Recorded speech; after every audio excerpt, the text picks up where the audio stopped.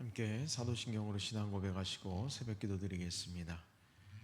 전능하사 천지를 만드신 하나님 아버지를 내가 믿사오며 그 외아들 우리 주 예수 그리스도를 믿사오니 이는 성령으로 잉태하사 동정녀 마리아에게 나시고 본디오 빌라도에게 고난을 받으사 십자가에 못 박혀 죽으시고 장사한 지 사흘 만에 죽은 자 가운데서 다시 살아나시며 하늘에 오르사 전능하신 하나님 우편에 앉아 계시다가 저리로서 산자와 죽은 자를 심판하러 오시리라.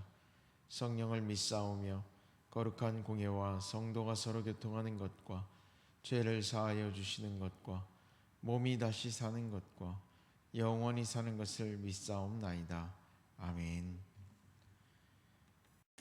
이 시간 주신 하나님 말씀은 출애굽기 35장 30절에서 35절 말씀입니다.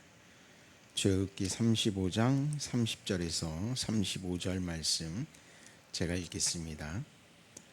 모세가 이스라엘 자손에게 이르되 볼지어다 여호와께서 유다 지파 훌의 손자요 우리의 아들인 부살레를 지명하여 부르시고 하나님의 영을 그에게 충만하게 하여 지혜와 총명과 지식으로 여러 가지 일을 하게 하시되 금과 은과 노스로 제작하는 기술을 고안하게 하시며 보석을 깎아 물리며 나무를 새기는 여러 가지 정교한 일을 하게 하셨고 또 그와 단지파 아하사망의 아들 오홀리압을 감동시키사 가르치게 하시며 지혜로운 마음을 그들에게 충만하게 하사 여러 가지 일을 하게 하시되 조각하는 일과 세공하는 일과 청색, 자색, 홍색 실과 가는 배 실로 수 놓는 일과 짜는 일과 그 외에 여러 가지 일을 하게 하시고 정교한 일을 고안하게 하셨느니라.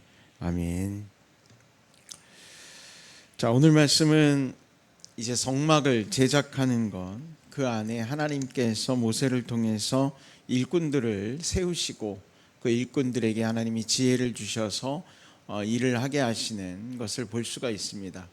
뭔가를 만든다는 것, 광야에서 성막을 만든다는 것, 참 재료를 구하기도 어렵고 또 그동안 그들이 뭔가를 해본 적이 없었던 이런 일들을 해본 적이 없었던 사람들이 그 일을 감당한다. 이게 참 쉽지 않은 일인 것 같아요. 교회에서도 보면 뭐 새롭게 직분을 맡기고 또 자기가 감당해야 되는 부서의 일들 아니면 뭐 여러 가지 일들을 이렇게 감당할 때 한 번도 해본 적이 없는데 내가 과연 이걸 할 수 있을까라는 생각을 하게 되거든요. 교회에서 뭐 찬양대를 하고 교사를 하고 뭐 여러 가지 재무부나 선교부나 부서의 일들을 감당하다 보면 내가 사람들을 뭘 가르쳐 본 적이 없는데 교사를 할 수 있을까? 내가 뭘 아는 게 없는데 과연 할 수 있을까? 내가 음악적인 지식이 없는데 찬양을 부르고 앞에서 인도하고 이런 일들을 할 수 있을까? 우린 그런 걱정들을 많이 하게 됩니다. 아마 오늘 선택받은 사람들도 그런 마음들이 좀 있지 않을까라는 생각을 해보게 돼요. 전혀 성막이라고 하는 것, 더군다나 그들이 뭐 만들어 본 적이 없는, 일을 해본 적이 없는 사람들뿐만 아니라 성막이라고 하는 것 자체를 어떻게 해야 될지 전혀 감을 잡을 수 없는 새로운 방식의 일이라는 거죠. 뭐 건물을 짓는 것도 아니고 주거의 용도도 아니고 하나님 앞에 제단을 쌓고 제사를 지내는 곳인데 그들은 뭐 일에 대한 어려움도 있었겠지만 하나님을 위한 제단을 쌓는 일에 대한 어떤 두려움도 있지 않을까, 저는 그런 생각도 한번 해보게 됩니다. 성경에서 보면 이처럼 뭔가를 만든다라고 생각하면 우리가 꼭 그 노아의 방주를 또 한번 떠올리게 되는데요.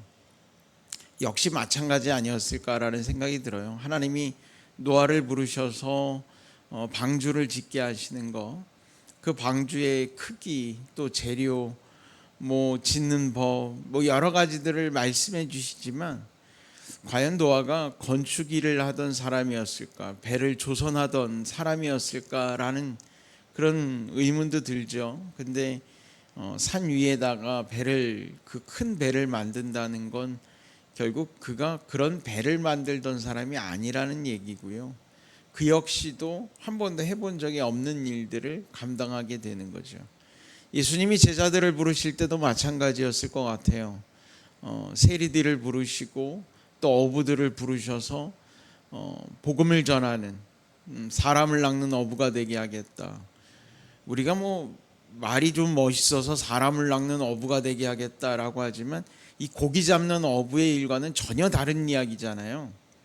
그런 걸 보면 제자들도 막상 예수님을 따라 나서기는 했지만 내가 뭘 해야 할지, 어떤 일들을 해야 할지 전혀 알지 못하고 따라 나섰던 건 아닐까라는 생각을 해보게 됩니다. 우리도 마찬가지고요. 하나님의 일을 감당한다는 건 내가 지금까지 해보지 않았던 전혀 다른 새로운 일들을 하는 걸 거예요. 그런데 하나님께서 그렇게 부르실 때마다 꼭 주시는 말씀이 있죠. 오늘 말씀에도 나오지만 하나님의 영을 그에게 충만하게 부어주셨다라는 거예요. 자, 기술을 가르쳐 주고 방법을 알게 하시는 게 아니라 하나님은 제1원칙이 바로 그겁니다. 하나님의 영을 충만하게 부어주셨다라는 거죠. 어떻게 보면 하나님의 아바타가 되는 것 아닐까라는 생각을 해보게 돼요. 아바타라는 게 뭐예요? 그 기존에 있던 사람들이 조정하는 거잖아요. 하나님의 조정을 받게 된다는 거죠. 내가 하나님의 능력을 입고 하나님께서 나를 이끌어 가시는 대로 내가 따라가게 되는 것, 순종하게 되는 것, 그것이 우리에게 주어져 있는 과제. 결국 뭔가를 만든다는 것이 과제가 아니라 하나님의 부르심 속에서 하나님의 조정을 받고 그 안에서 내가 움직이는 것, 그것이 바로 우리가 해야 될 일이다라는 거예요. 눈에 보이는 일이 아니라 하나님의 영이 임하여 하나님의 뜻대로 움직이는 것, 결국 우리가 해야 되는 일은 눈에 보이는 게 아닙니다. 하나님의 뜻대로 움직이는 그 순종의 모습이 우리가 가야 할 길이라는 것이죠.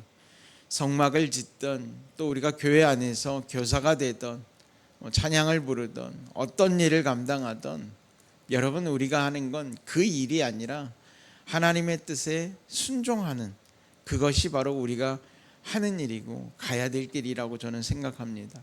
오늘 말씀에 선택받은 사람들, 성막의 일꾼으로 부르심을 받은 것 같지만 결국 그들이 하는 일은 성막을 만드는 일이 아니라 하나님의 뜻에 순종하는 일이 그들의 사명이라는 것이죠. 사랑하는 성도 여러분, 오늘도 하나님은 우리를 부르시고 하나님이 원하시는 곳에서 우리가 순종하기를 원하십니다.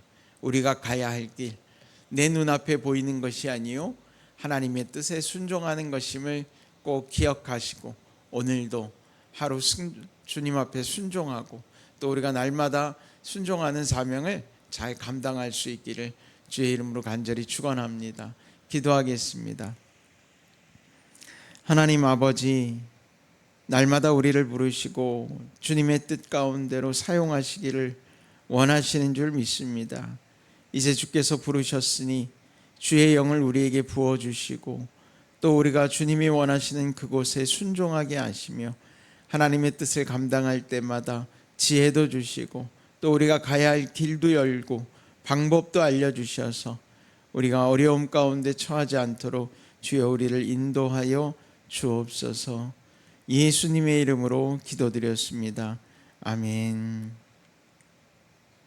주님 가르쳐 주신 기도하겠습니다.